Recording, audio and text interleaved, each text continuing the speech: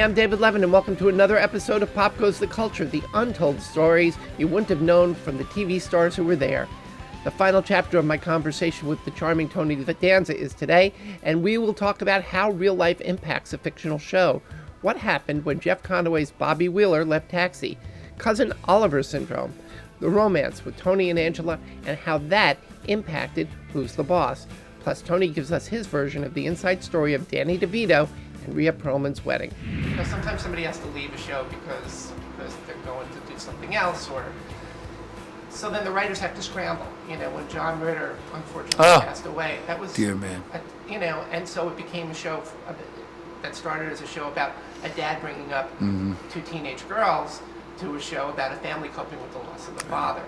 Was there anything on Taxi or Who's the Boss or any of the programs that you did where something happened, for good or not so good, where the writers had to... Well, the only thing is the first year, we had Randall Carver who left the show. I don't think that certainly wasn't his choice. They just felt that they had the bases covered, so that was a little change.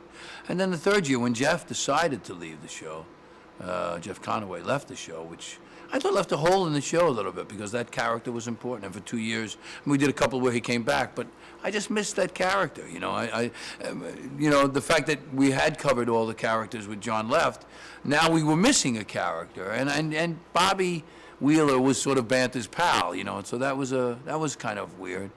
I don't think we had anything on Taxi. On Who's the Boss, where we were lucky. We were very lucky. Everybody. Everybody stayed the whole run. What made them bring in the kid at the end? It's ratings. They were always trying to look for some, he was a cute kid. I do this thing with kids. I meet a kid. I say, how old are you?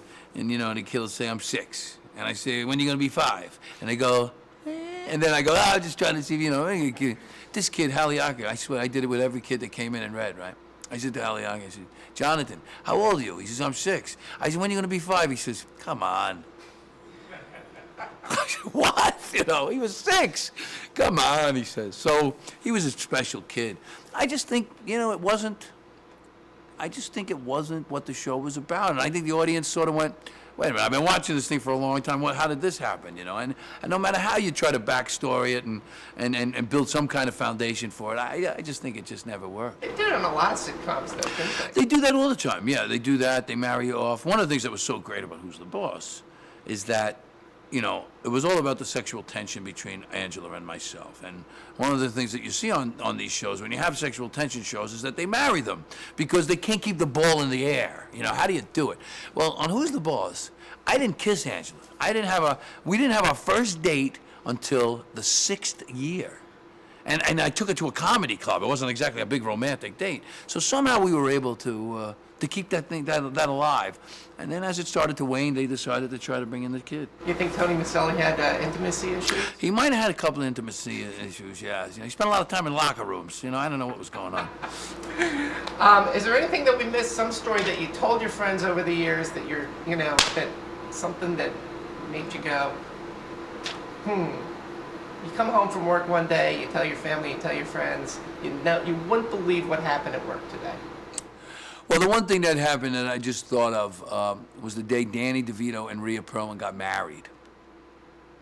We were doing the show, and they had been living together for a long time. And then Danny one day announced that they were going to get married. So we were all waiting for this big wedding, when it was going to be. And then one day at lunch, he said, come on, let's go. We're going to get married. And he got married at lunch at Taxi. We all got in cars. And we followed them. We made our own procession. It was just us. It wasn't like a lot of people. But that's the thing that I remember, going into work that morning and then coming home at night and going, yeah, I went to a wedding also today. Not only rehearsal, I went to Danny and Rhea's wedding. Where was the wedding? It was a little place, we drove down to the church together and right in Hollywood, it was bizarre. No honeymoon for those guys? No, they went right back to work. They went right back to work. But they figured they'd been together a while, so that it was okay. What a romantic soul. Danny's a romantic guy, yes, he really is. Well, Tony. Thank you so David, much thank you very much. That's it for my conversation with Tony Danza. If you enjoyed it, I'd like to invite you to subscribe to Pop Goes the Culture, and please help keep these great interviews coming by becoming a Patreon subscriber. I'm working hard to get up at least one new episode every weekday, and your contributions really do help, no matter how small, so thanks. Meanwhile, let me know who you'd like to see on our show. I'll try to get him. I'm David Levin. We'll be back with another Pop Goes the Culture soon. Hey, if you're already a subscriber and you don't want to miss an episode, tap the bell icon. We'll let you know exactly when we're showing new episodes of Pop Goes the Culture, Ask Them Yourself, and The Boomer Tube.